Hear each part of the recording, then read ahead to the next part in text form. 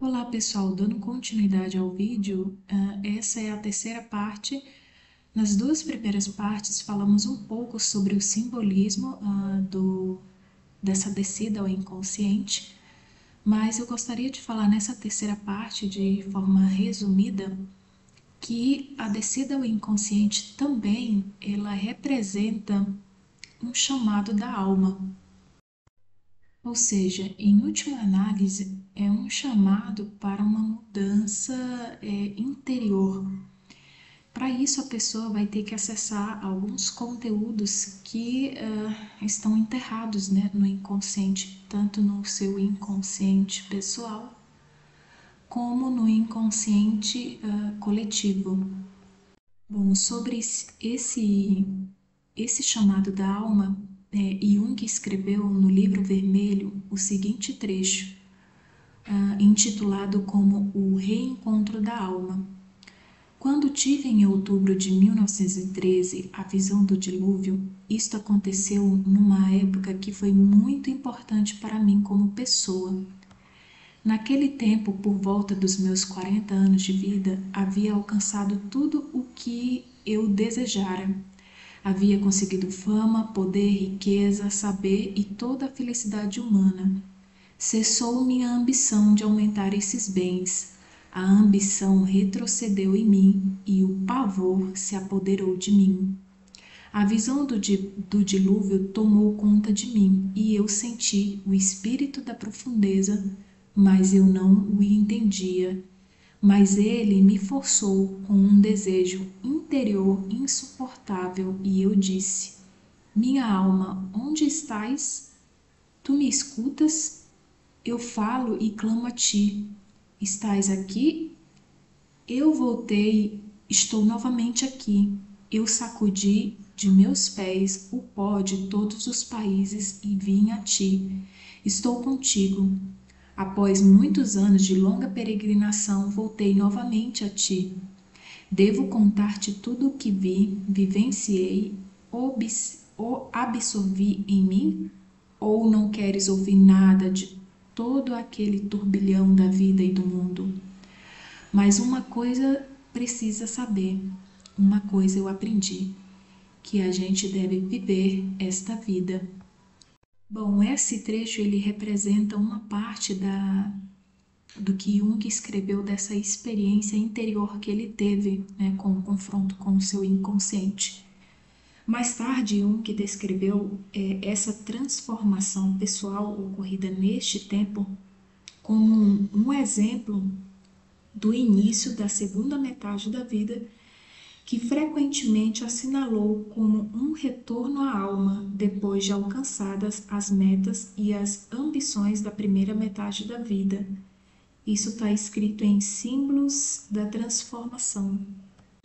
Ou seja, essa descida ao inconsciente, em que pese ela não acontecer, ao meu ver, em apenas um momento da vida, ela pode acontecer em vários momentos.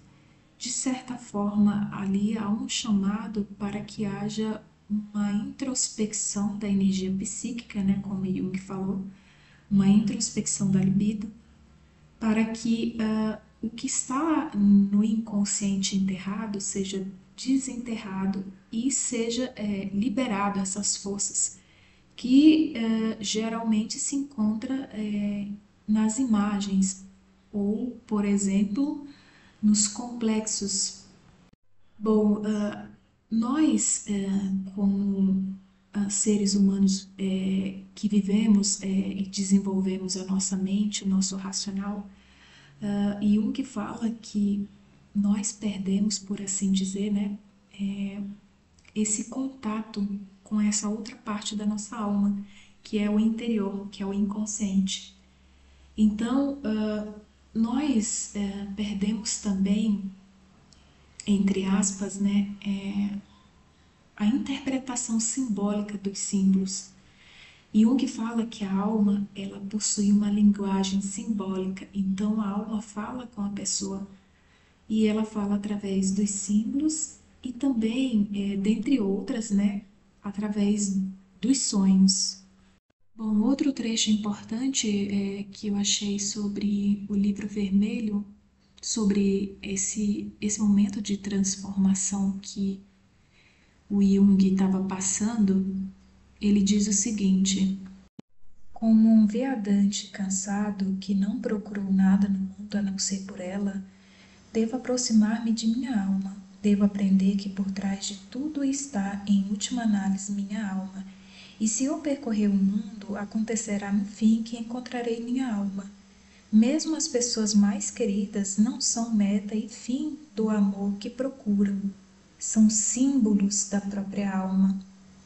Em outro trecho, ele diz o seguinte: os sonhos são as palavras guia da alma. Como então não deveria amar minha alma e fazer de suas imagens enigmáticas o objeto de minhas considerações diárias? Ou seja, abrindo um parênteses aqui, depois o Jung ele desenvolveu uma certa psicologia dos sonhos, né? Bom, continuando. Tu achas que o sonho é tolo e deselegante. O que é belo? O que é deselegante? O que é inteligente? O que é tolo? O espírito dessa época é tua medida, mas o espírito da profundeza o sobrepuja nas duas pontas. Ou seja, aqui é a pessoa indo para os excessos, né? Para os extremos. Ou o extremo do consciente ou o extremo do inconsciente. Só o espírito dessa época conhece a diferença entre grande e pequeno, mas esta diferença é ilusória como o espírito que a conhece. Ou seja, as pessoas elas não dão valores aos sonhos, né? Inclusive tem gente que fala assim, foi só um sonho, tal. E segundo Jung, ele fala que os sonhos é, é como se o inconsciente estivesse tentando entrar em contato com aquela pessoa. Então, os sonhos eles são de suma importância. Em outro trecho, ele diz o seguinte: os sonhos preparam a vida e eles te determinam, sem que entendas a sua linguagem. Nós gostaríamos de aprender esta linguagem, mas quem é capaz de ensiná-la e de aprendê-la? Pois só a erudição não basta, existe um saber do coração que dá esclarecimentos mais profundos. O saber do coração não é possível encontrá-lo em nenhum livro e em nenhuma boca de professor, mas ele nasce de ti como o grão verde da terra preta, ou seja, do próprio inconsciente, né? Desse caos que é o inconsciente. A erudição pertence ao espírito dessa época, mas este espírito não abrange de forma nenhuma o sonho, pois a alma está em toda parte onde o saber ensinado não está. E aí ele continua: mas como posso conseguir o saber do coração? Só poderás conseguir este saber vivendo plenamente tua vida. Tu vives tua vida plenamente quando tu vives também aquilo que nunca vivestes, mas sempre deixaste para que os outros o vivessem e pensassem. Tu dirás: eu não posso viver ou pensar tudo o que os outros vivem e pensam, mas deves dizer: a vida que eu ainda poderia viver, eu deveria viver, e o pensar que eu ainda poderia pensar, eu deveria pensar. Tu queres fugir de ti para não teres de viver aquilo que não foi vivido até agora. Mas não podes fugir de ti mesmo. Isto está todo o tempo contigo e exige realização. Ou seja, essa parte da alma que encontra-se nesse inconsciente, ela exige realização na vida desse ser humano. Continuando, se te colocares cega e surdamente esta exigência, tu te colocarás cega e surdamente contra ti mesmo. Então jamais alcançarás o saber do coração.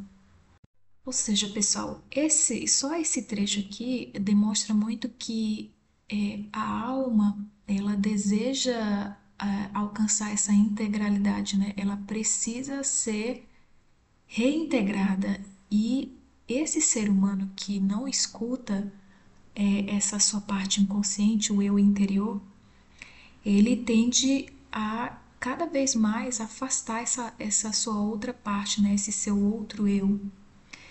Com isso, ele só aumenta essa cisão, que é a cisão entre o consciente e o inconsciente, entre o eu persona e o eu indivíduo, né? O eu verdadeiro, o eu íntegro, íntegro no sentido de integralidade do ser. Pessoal, só para contextualizar, Jung ele fala sobre espírito da profundeza, que é essa, esse, esse teor desse chamado, né, dentro dele, é essa força que sobrepujou ele, ou seja, fez com que ele voltasse a sua energia psíquica para dentro de si. Então ele chama de espírito da profundeza. E espírito dessa época seria, ao meu ver, a forma de pensar, né? Como a forma de pensar do mundo, do que a gente vive hoje em termos de sociedade, coletividade, enfim. Pessoal, foi desse mergulho interior, dessa descida ao inconsciente, o confronto com o inconsciente que Jung retirou, vamos dizer assim, colheu o material bruto daquilo que seria o que ele desenvolveu depois como a sua psicologia analítica. Ou seja, Jung viu as imagens do inconsciente coletivo. Essas imagens, elas eram personificações, ou seja, assim como hoje elas são apresentadas através da mitologia, ele conseguiu ver essas imagens personificadas, ou seja, as forças originárias do inconsciente coletivo estavam personificadas para ele.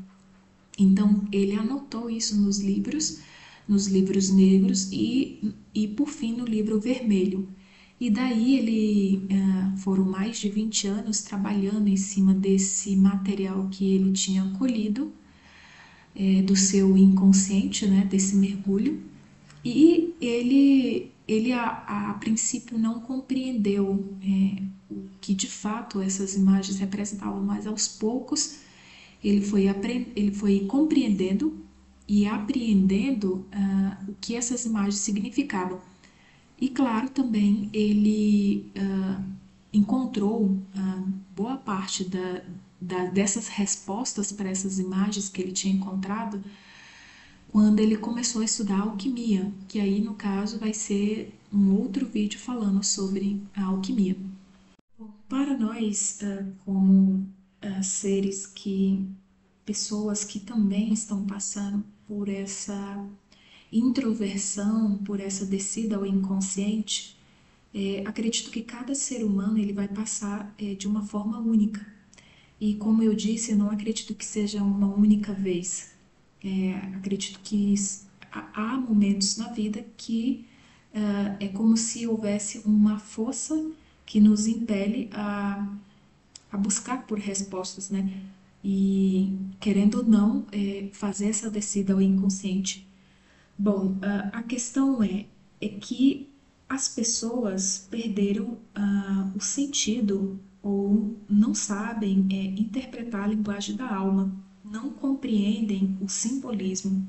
Bom, essa interpretação dos símbolos ou dos mitos, dos quais nós apenas não mais conseguimos interpretar, mas apenas vivemos essas forças originárias de forma um pouco cega, quando nos envolvemos nos conflitos ou quando temos complexos, por exemplo, e que esses complexos nós não conseguimos, por exemplo, mais acessá-los, né, mas eles estão enterrados em nosso inconsciente. Quando nós conseguimos compreender o que jaz por trás desses símbolos dos próprios complexos em si que nós temos, então aí surge uma quinta função que Jung chamou de função transcendente, que é justamente quando o símbolo da alma, ou seja, a linguagem da alma, ela é compreendida. E aí o ser humano consegue resgatar a força originária que outrora estava, por exemplo, numa imagem arquetípica, por exemplo, num complexo, vivendo num complexo, ele consegue resgatar essa energia e integra essa energia ao seu ser. Bom, pessoal, do material que o Jung ele recolheu, que ele teve, né, desse confrontamento com o inconsciente, esse material bruto, como eu disse, serviu de fundamentos para a sua psicologia analítica. E ele criou um mapa da alma, né? Quando eu falo alma, subentende psique humana. Então ele criou esse mapa. Esse diagrama que eu trouxe foi do livro, se eu não me engano, dos seminários sobre psicologia analítica. Bom, o ponto no centro, ele representa exatamente o centro da totalidade do ser. Seria o self, o si mesmo. Esse centro é a meta de todo ser humano, na busca da individuação. Nota-se que esse centro está exatamente entre o consciente e o inconsciente, ou seja, entre dois mundos. Ele é o equilíbrio. Esse centro, ele não está ativado nos seres humanos. Bom, o que exatamente está ativado? Andando um pouco mais para frente, a gente vai verificar um outro ponto, que o eu, ou o ego, que é a personalidade subjetiva. Bom, é esse eu, ego, personalidade subjetiva que está aqui na parte consciente, e vocês notam que a parte consciente é uma parte menor comparado com a parte inconsciente, que é bem maior e mais ampla. Então, é esse eu, ego, personalidade subjetiva, que nós entendemos que somos nós, ou seja, aqui o ser humano, ele dessa parte consciente que ele entende que ele é, que ele acha que ele projeta esse reflexo que é chamado de persona. Então, o ser humano, daquilo que ele acha que ele se apresenta ao mundo. E isso ainda ele pode até fazer um filtro e escolher apresentar ao mundo somente aquilo que ele quer que os outros vejam. Bom, voltando um pouco mais, agora descendo na psique humana, nós encontramos exatamente uma barreira, né, como se fosse uma parede. Essa parte, ela representa o subconsciente pessoal, ou seja, o inconsciente pessoal. É aqui que são guardadas as lembranças, as memórias, os traumas, os complexos, aquilo que reprimimos. Bom, boa parte desse conteúdo ainda temos acesso, ou seja, conseguimos lembrar de algumas coisas e outras não. Bom, se a gente descer mais, ou seja, um pouco mais descendo no inconsciente, a gente vai encontrar exatamente a parte maior, que é justamente o inconsciente. E encontramos aqui na fronteira a ânima ou o ânimos, e logo nesse exterior, nessa parte exterior, estariam as imagens do inconsciente coletivo. Como eu disse, para a gente poder imaginar o que seria o inconsciente coletivo, seria um mar de imagens. Essas imagens são imagens psíquicas, ou seja, imagens arquetípicas que contêm energia psíquica que ativam em nós atitudes, né, alguns comportamentos, ações, reações e algumas até instintivas também. Bom, a ânima ou ânimos, ao meu ver, pode ser que eu não use aqui uma palavra tão adequada para, principalmente técnica, mas ao meu ver, a ânima ou ânimos é como se fosse uma personificação dessa parte da minha alma, da minha psique inconsciente que ainda está mergulhada no inconsciente coletivo. Então, o ânimos é como se ele ainda tivesse numa participação mística com o inconsciente coletivo. Então ele vai me trazer essas imagens, claro que é de forma inconsciente, porque eu não tenho consciência dessa parte da minha alma, dessa minha psique, e aí eu posso estar agindo ou me comportando conforme esses padrões, essas imagens arquetípicas vividas ao longo da história da humanidade. Bom, ainda podemos ver que nessa parte do inconsciente existe um outro centro, um outro ponto que é chamado de sombra. Bom, a sombra, ela seria a sombra do si mesmo, ou seja, tudo aquilo que eu não vivo da minha integralidade, da minha totalidade do meu ser, do meu self, então cria-se uma sombra. A sombra, ela é o extremo da minha parte inconsciente. Então, no exemplo que eu dei em algum dos vídeos atrás, falando sobre as 4 funções, por exemplo, se a pessoa ela tem a função principal, o pensamento, ou seja, ela é muito racional, ela usa o pensamento, e aí ela tem como a segunda função auxiliar a intuição.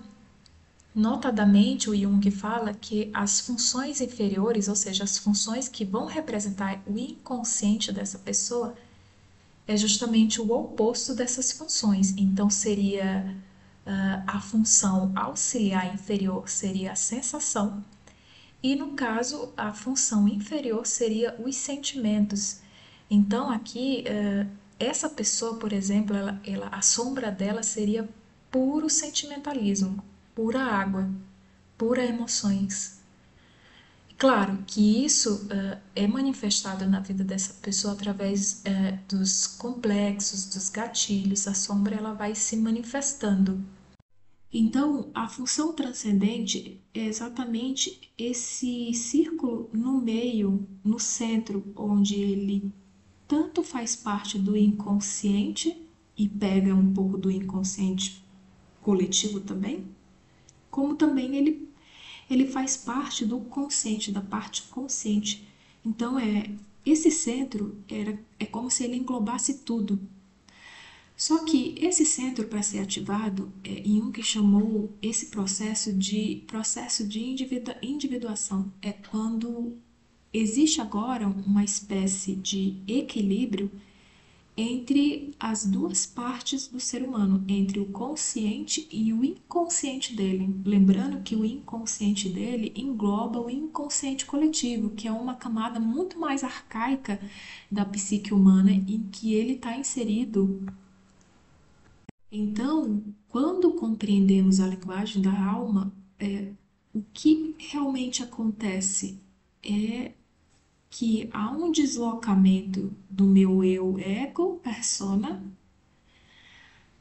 para o meu centro da minha individualidade, ou seja, há um deslocamento da força psíquica para o self, para o si mesmo. E aí, o que acontece é que há um equilíbrio entre as forças consciente e inconsciente dentro de mim. Bom, então, resumidamente falando, essa descida ao inconsciente, ela também é uma oportunidade do ser humano auto se conhecer e, e fazer essa união, né, desses dois mundos dentro dele, das duas partes de sua alma, o consciente e o inconsciente. E aí alcançar esse ponto no centro, né, que é o centro da totalidade do seu ser, da sua psique, que é ele mesmo, né? Só que ele tem que resgatar a parte da alma que ainda está mergulhada no inconsciente coletivo e fazer a união, o casamento real, né? Que na alquimia era falado do casamento entre Sol e Lua.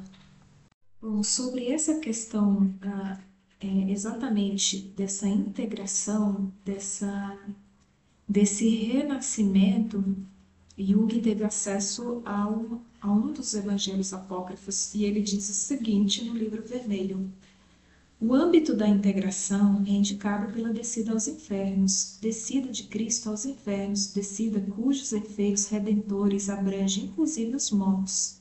O seu equivalente psicológico é a integração do inconsciente coletivo, parte constitutiva e indispensável da individuação.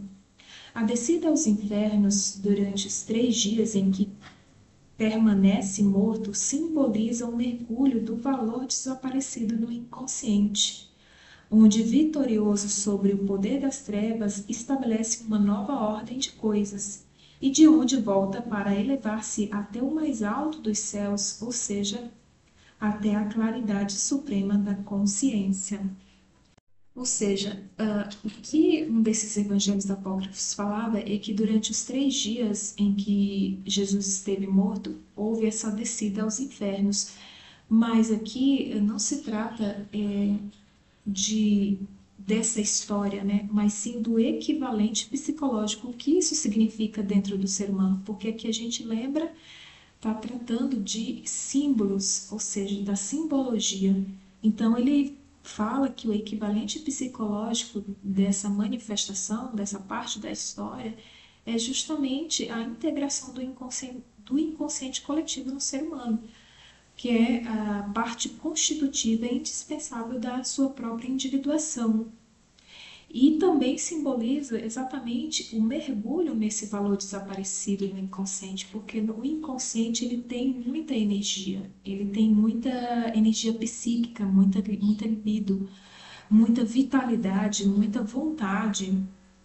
E aí ele fala sobre isso, né? Que ele, onde ele, vitorioso sobre o poder das trevas, estabelece uma nova ordem e de onde ele volta, né? Para elevar-se o mais alto dos céus, ou seja, até a claridade suprema da consciência. Ou seja, em outras palavras, é a descida ao inconsciente, é o encontro com esse caos, aparentemente, né, que vai ser encontrado com tanta coisa reprimida, enfim, tanta coisa que ele não tinha consciência, né, de si mesmo. E aí, desse caos, ele criar uma nova ordem, né? Só que agora uma ordem que integre a totalidade do ser dele. E isso vai afetar todas as áreas da vida desse ser humano. Tudo que ele possa imaginar vai ser afetado. Por quê? Porque até então, a primeira metade da vida, ele vivia de forma unilateral, em que só imperava a parte consciente. E aí agora, quando ele faz essa integralização do seu ser, ou seja, a parte inconsciente vem para o consciente, né? E aí encontra-se esse ponto de equilíbrio entre, entre essas duas partes, né, do ser. Bom, pessoal, a princípio era isso. Se vocês gostaram do vídeo, deixe seu like. Se não é inscrito, se inscreva. E nos vemos nos próximos vídeos. Até breve. E vou deixar aqui no final os livros que foram utilizados para esse vídeo.